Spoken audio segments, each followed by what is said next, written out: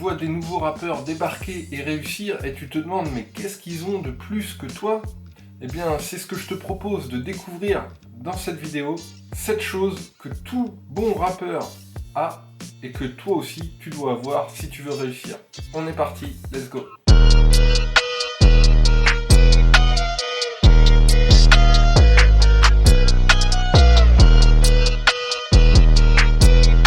C'est donc Chotéo du blog jeveuxrapper.com. Donc comme je te le disais, dans cette vidéo, j'allais te donner 7 choses que tous les bons rappeurs ont et que toi aussi tu dois avoir si tu veux réussir.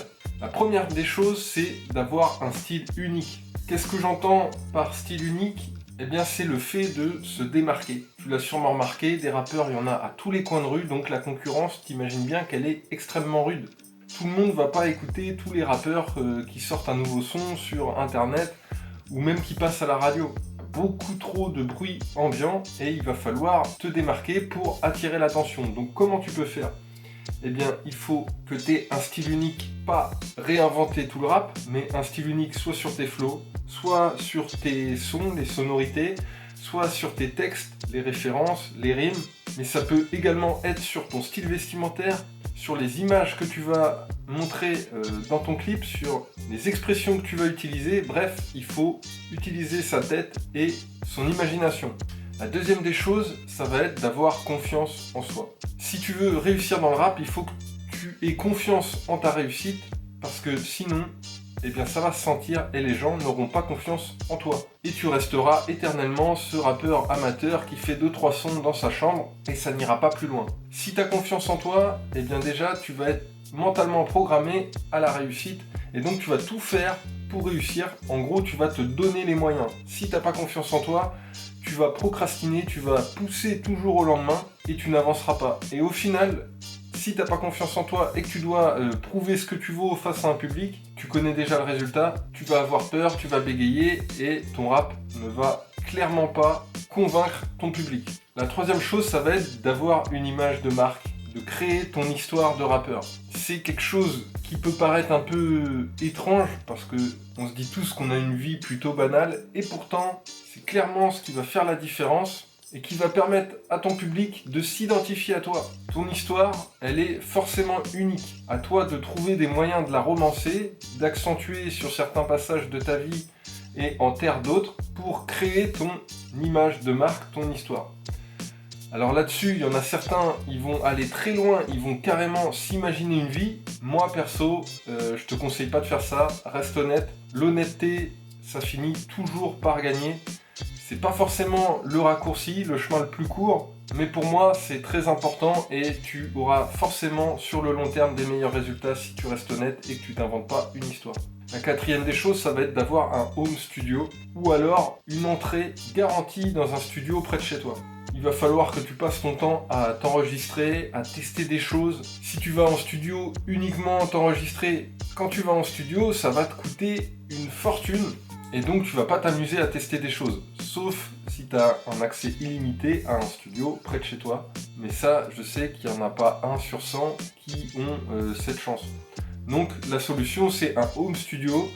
Tu trouveras dans la description une liste de matos que je te conseille pour te faire un home studio pour une centaine d'euros. Et à partir de là, libre à toi de t'entraîner chez toi, de faire des maquettes, voire même de créer des sons parce que tu peux très bien, il y a des albums entiers qui ont été faits uniquement en home studio sans mettre les pieds dans un studio pro. La cinquième chose, ça va être de s'associer avec un beatmaker. Ok, quand on débute, on chope des petites instrus gratuites, des phases B et on s'entraîne.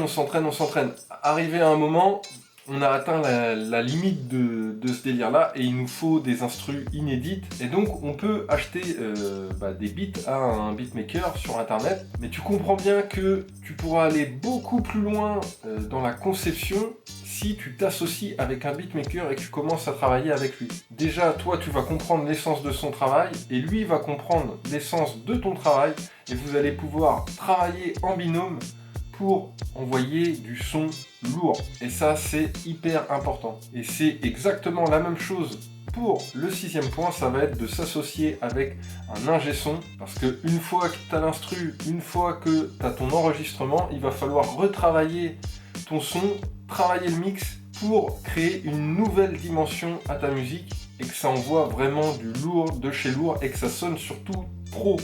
Et ça c'est hyper important parce que si tu veux faire du son et réussir dans le son, il faut que tu sois pro et ça il faut se le mettre dans la tête parce qu'il y a trop de nouveaux rappeurs qui prennent ça pour un jeu en fait. Avec les délires rap game et tout, c'est pas un jeu, c'est un taf. Et si tu considères ça comme un taf, eh bien déjà tu vas mettre à l'amende les 3/4 des rappeurs, je te le garantis, parce que la plupart pensent que c'est un délire et c'est juste un coup de chance qui peut permettre de buzzer sur internet. C'est faux. Ou alors, en vrai, va jouer au loto, t'as autant de chances d'y arriver. Et la 7e et dernière chose que tous les bons rappeurs ont, c'est un plan de promotion. Interdit de sortir un son sans avoir réfléchi à la promotion, sinon n'espère même pas dépasser la 100aine de vues. Un plan de promotion, ça se réfléchit avant, pendant et après la sortie. Il n'y a aucun rappeur pro qui ne tease pas la sortie de son album plusieurs semaines, voire plusieurs mois avant la sortie. Il n'y a aucun rappeur pro qui ne te parle pas de la sortie de son single quand il sort. Il n'y a aucun rappeur pro qui ne te rappelle pas qu'il faut aller voir son clip, même si ça fait 2-3 semaines qu'il est sorti. Comment ça se passe? Ça se passe via les réseaux sociaux, ça se passe via de l'affichage, via des médias, via des mailing lists, via des radios, donc des médias, bref, il y a plein de stratégies à mettre en place. Il y en a qui sont courantes que tout le monde utilise et il y en a d'autres qui sont encore à découvrir pour marquer les esprits. J'espère que la vidéo t'a plu, je t'invite à la liker si elle t'a aidé, je t'invite à t'abonner à la chaîne en cliquant sur la cloche de notification pour rater aucune nouvelle vidéo. Si tu veux aller plus loin dans tout ce qui est stratégie de promotion, justement, je t'invite à cliquer ici, tu cliques, tu t'inscris et je t'envoie une formation offerte pour mettre en place une stratégie de promotion efficace. Et sinon, eh bien, je te dis à très vite dans une prochaine vidéo. Allez, ciao!